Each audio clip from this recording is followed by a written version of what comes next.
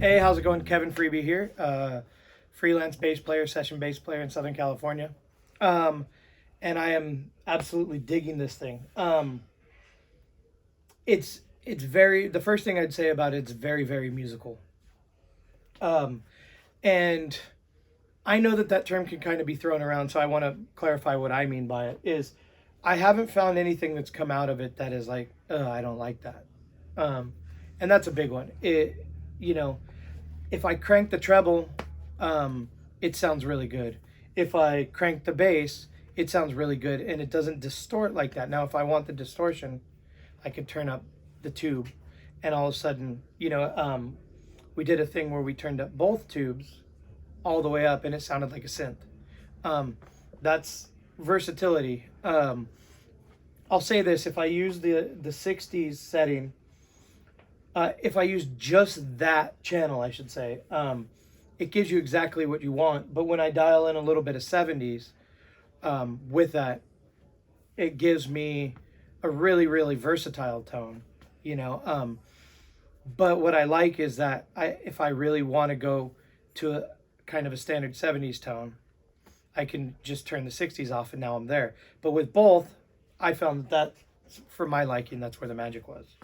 Um, Once again, both the filters um, work really well, um, to the point where I even turned them both on and it still sounded good. I think that's a kind of a big deal. Um, I don't want something that, let me rephrase. It would be the best way to put it. There's something really awesome about a thing that you can't make it sound bad, and you can't, it's not going to hurt your sound. It might not be, I mean, I feel like I could literally go like that, and just randomly grab buttons and stuff, and I'll still get something completely usable out of it. Yeah.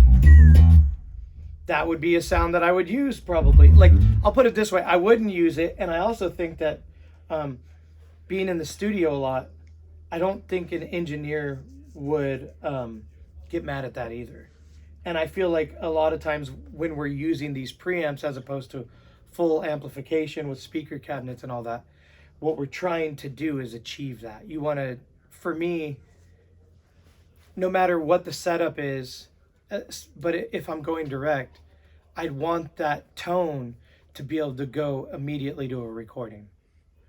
I would hate for the sound to be recorded or the playing to be recorded, and then you have to like change everything on the bass or change everything on the mix or whatever. I feel like what comes out of this just goes right to a recording. Like, you could skip a microphone, like I don't need to mic a cabinet.